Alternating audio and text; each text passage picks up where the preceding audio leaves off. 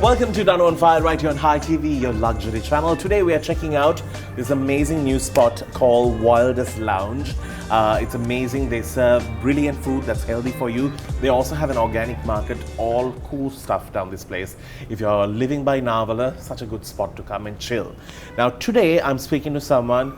She has done it all. Walked the ramp, had children, still looks fabulous, still can walk the ramp, and at the same time she does believe in giving back. I'm very happy to have Aruni. Thank you, Danu. Thank you for the introduction. You just automatically wave. there you go. So you have won multiple pageants, more than me. Really? Yeah. I didn't know that. I won Miss Sri Lanka a long time ago. just saying. It's a common thing here. Good. Yeah. So tell me about your beauty pageant life. That sort of put you on stage. There you go. Okay, so I went to USA when I was a little girl. The accent is real. She has been living there. I went to USA. Yeah, so that was like, oh my God, 1990s. So little girl. So I wanted to represent myself because, you know, growing up in USA, you either have to figure out you're going to be a Sri Lankan or a US American. You kind of have to balance the boat of the boat. So I was thinking, how can I represent myself as a Sri Lankan? And my mom was so about pageants, and she was so beautiful before she passed away. But she's amazing, and she was like, "Why don't you do a pageant?" And I'm like, "Heck no, I don't want to be on stage." You know, I was so shy. And anyhow, she pushed me to do Miss Asia USA. Right. So I was competing with 52 countries. Wow. Sri Lanka was the first to ever go. And first to ever take part. So it was a huge thing. I mean, 52 countries, you're saying, in USA, right? So I swear it was an incredible experience, well as nerve-wracking experience, since I have never been on stage. So I was the second runner-up on that pageant. So then after that, now I'm like, okay, I got this. Yeah. Then there was another pageant came, Miss Canada, Sri Lanka. So Sri Lankans in Canada plus in USA. Oh, when they didn't give the US title to it, just Canada. Miss Sri Lanka, Canada, USA. Right. So that's what it called. It's like whole thing, two continents. So anyhow, I won that title. So then after that, about 11 years ago, my mom passed away. She was killed by a drunk driver. And no way. Yes. She was driving? She wasn't even driving. She was in her driveway when a 21-year-old drunk driver came and just ran her over, and she was right on the spot. So that was very much a collapse in sense, I mean, on me, it's a big deal in our family. When we went to USA, it was just myself, my sister, and my brother, and my dad. So losing her was a big thing for me. Yeah, and also, it's not a death you can fathom. That's the problem. No. It was just a waste. Yeah. Where is he now, the 21-year-old? So this is the sad thing, actually. When you get caught as a drunk driver, you still plead guilty. In this case, he went to jail for 6 months because he was 21.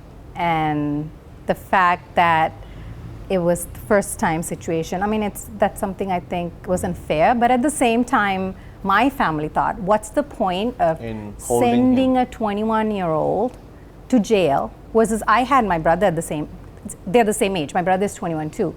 And so for us, it wasn't, my mom is not going to come back. So we just had to let the case go. Well, you were big enough to do that. Gave him a life. So your mom must be proud. Yes. That's really sad. So because of that, I did my last pageant, Mrs. Asia USA. And I won as a people's choice. And then I realized while I'm doing all that stuff, like how amazing our Sri Lankan community in LA. I'm sure you met few.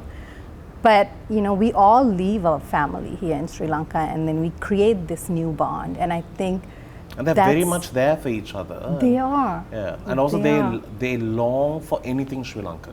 So that makes it more special.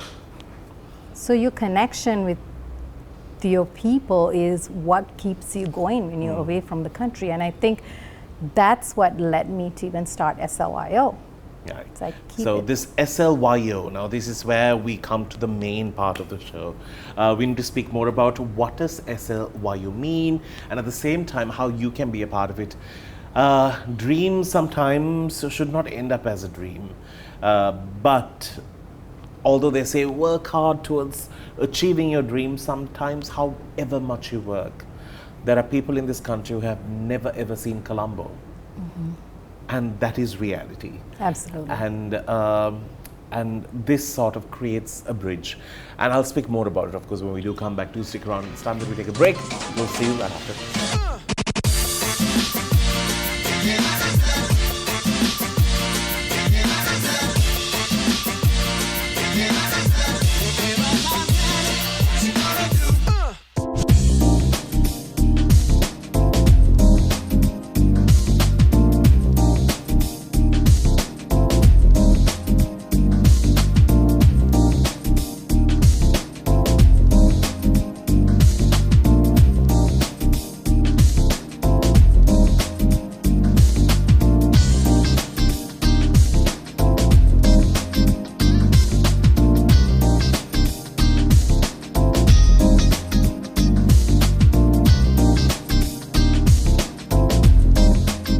Welcome back to the show, and we are speaking to Aruni. We are checking out to Wildest Lounge, which is in Navala.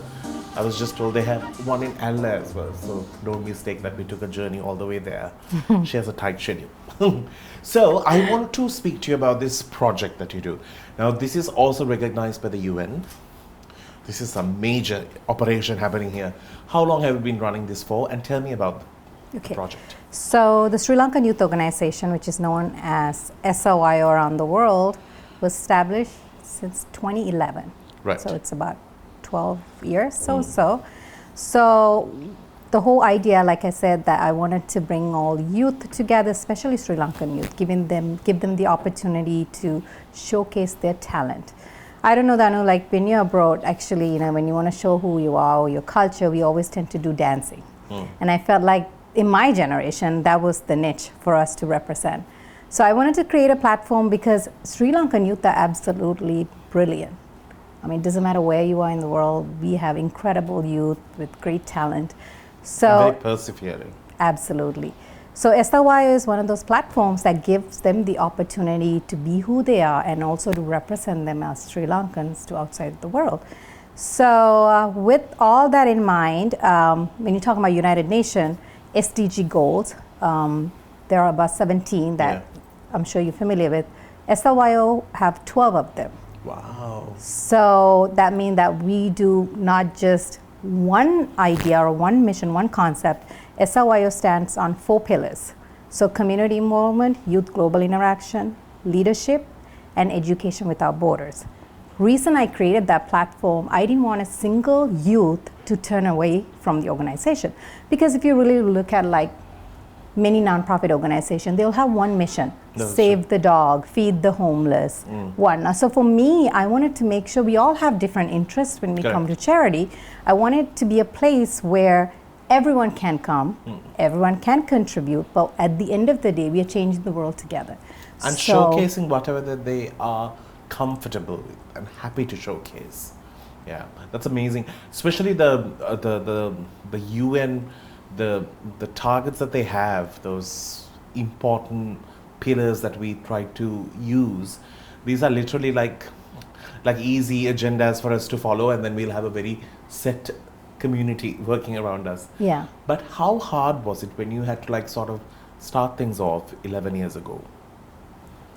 It was, I never thought it would go around the world. It was just a simple concept in LA. You know, why don't I just bring all the LA youth together and we'll try to do charity together. And little do I know that it's a registered nonprofit organization. So I get calls from all over USA, different cities and states, and they're like, can we be part of this? Can I do this? Especially girls. I would say 99.9% SLYOs are girls. Not that I'm discriminating anyway or so, but I feel like it's a platform for a lot of young girls, especially Sri Lankan young girls, and they're starting chapters all around the world. And I get calls from UK, Canada, and then I want to start here in Sri Lanka. That's the whole reason I came here. And how many chapters you have right now? As of right now, 4.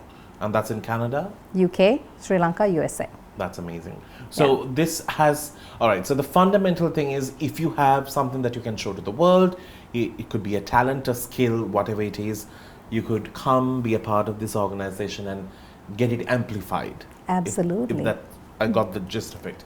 Now, I just want to know, how could a youth or somebody who is out there connect? And what should they have as a criteria? Like, for example, okay, I have somebody who's a great dancer, but sometimes they have financial problems where the last thing that they can afford is getting a costume sorted. That does not fall into their daily budget. The family is struggling. Actually, most of us are struggling, and the economy is at such a point. So how does one reach out? I would say, first, when we're talking about volunteers, right? Anyone around the world, like any Sri Lankans around the world, I have to say this though first. Everyone who is part of SRYO 100% volunteer work. No one is getting money paid or any incentive. Their incentive is the motivation to be part of the organization to make a difference. So like what you are asking, how can someone who's doing dancing be part of SRYO, the process? I think one way is to connect with SRYO. We have the privilege to connect you with somebody who's a professional dancer who would willing to teach you free, who would willing to give you the resources. And I think that's something that we really lack here in Sri Lanka, from what I see, is the fact that youth does not have enough resources. They are lacking that. And SRYO, I'm comparing a young person who's probably 24-year-old here in Sri Lanka versus a 24-year-old in USA. They both have great education, but in concept of resources are very limited. And also the exposure to life, like limited exposure here, not because of choice, but it's because of the chances they have in life. So it's a broad perspective. At least it gives talented people an opportunity. And were you able to take any talent internationally from Sri Lanka?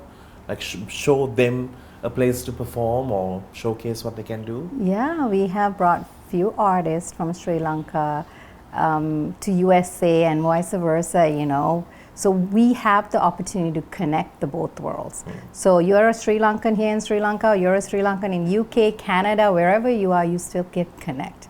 And I think that's very important, especially for young people. That's brilliant. All right. So they are on all social media platforms. You could always connect with them.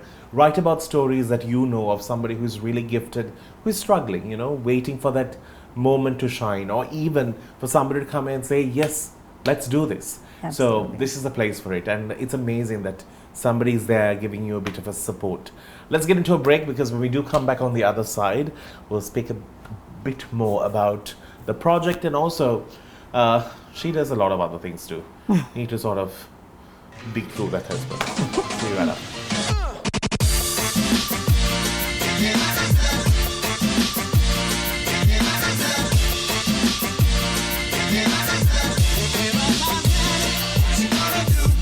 Welcome back to the show. It's Danu on fire, and we're checking out the rooftop, and it's really nice. Well, the sun was looking nice before. Now I don't think you can see the sun. But I love it. It's beautiful still. Amazing. See, it's LA standards. Absolutely. Oh, somebody just went screaming through my ear. But anyways, now let's speak a little about this project in terms of coming into Sri Lanka with it. Yes, it has reached other countries. Why bring it to Sri Lanka? And you're coming here after 12 years. Yes. It's been a while since I came, of course. But I think I never felt being away from Sri Lanka since I started SRYO 12 years ago. Because you have you have met so many Sri Lankans. Yeah, and then I always felt like I am with Sri Lankans. Yeah. But coming here in Sri Lanka, I was absolutely amazing. I think this place is so beautiful. For me, it's touch base.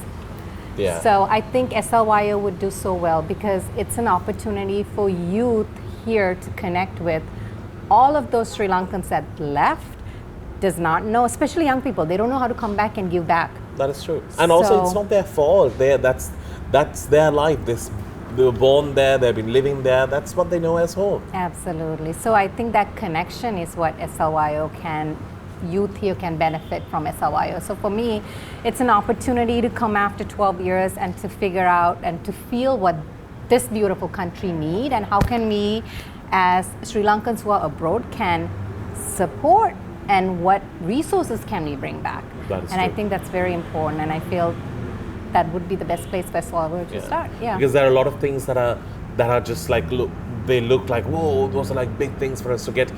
They're very easy in the US. Like, getting laptops here is so hard, whereas it's like a nothing there because of the fact that there's so much of demand that it doesn't have such value. But whereas here, it's like a prime product. I am surprised that when I went to this project in Nuareli Kandy district, that the kids does not have access to internet. Yes. And I was shocked. I was like, this is basic. Where is it? So for me, that's every election we hear, like, that we'll make it this zone completely Wi-Fi, and like nothing happens. The birds are Wi-Fi. But yeah, so that's a bit of a problem we have. But I wanted to ask you, to do all of this, because it's also non-profit and none of y'all get paid out of this, all of these volunteers are doing it for the love. How do you sort of keep it rolling? Who feels a little piggy? Oh my God, it's, I think, $1 million question, I would say. The piggy problem. Piggy problem. We are fortunate enough to have the 501c3 in USA. Right. Because having a 501c3 means the citizens in that country has the tax benefits. Right. So let's say you are living there, you can give a donation and it's become a tax deductible for you as well. So it's nice. And on top of it, we have major sponsors, JP Morgan Chase, Wells Fargo Bank, Connecticut Credit Union, well-known banks and industries, I would say, that would sponsor these events. And it's amazing. We also, I have to say, whenever we throw a project and say we're going to do fundraisers, all the Sri Lankans, doesn't matter what country they are, they'll pitch in $10, $5, pounds. So at the end of the day, you're so fortunate enough to do that project. So I think sponsors are huge. Relationships, partnerships that we have built within countries, within other stakeholders are crucial. And also, I think it's all about the relationship and the fact that it's transparency, can trust, and it's going to the right sources. That's the most important. And it's nice that you came up to 12 years and you saw, as much as certain areas of this country is looking skyscraper, the skies are looking nice with everything, but when you go deeper, there are still areas that are so not touched and so innocent in so many ways, and these are areas that we can fill those little gaps, and we don't need an institution, we don't need a government to solve that. If we all get together, it's a puzzle that could be put together. Absolutely. I would say to all those Sri Lankans who live abroad, come back and give much as you can. Connect with organizations that do so much, and give what you can, because I think $1 goes a long way, a pound goes a long way. So if we don't give back, who will, right? I think that concept is really important. And then moving forward, I want to say to the sponsors here in Sri Lanka, it's not even a sponsorship, it's also a connection, right? That's true. You as a Sri Lankan have a business here, and now you get to advocate it outside of the world. And I think SLYO is one of those places, especially when you're hitting the market of young people. That's where we need to keep on growing with our businesses. So for me, I think it's another privilege as well. That's amazing. Well, it's all good news when we want to give back, and if it's done the right way, it's a solid thing to be a part of. Thank you. So you can come to know more details about her page and the project. There are a lot of people who are involved in it. There's a board that you can reach out and speak to, and they'll give you more details on it. Thank you so very much for coming. I really hope you enjoyed it. There was an article out about her project as well. I hope you got a chance to take a look at that as well on Daily Mirror. Well, on that note, we need to wrap things up. Thank you. Thank you so much.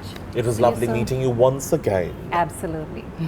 We'll see you with another cool episode to Danu on Fire. But before that, we need to say a big thank you to this absolutely stunning location. It's down in Narvalup, so why don't you come by and check it out and enjoy some good food like we did. Until we see you again, keep smiling.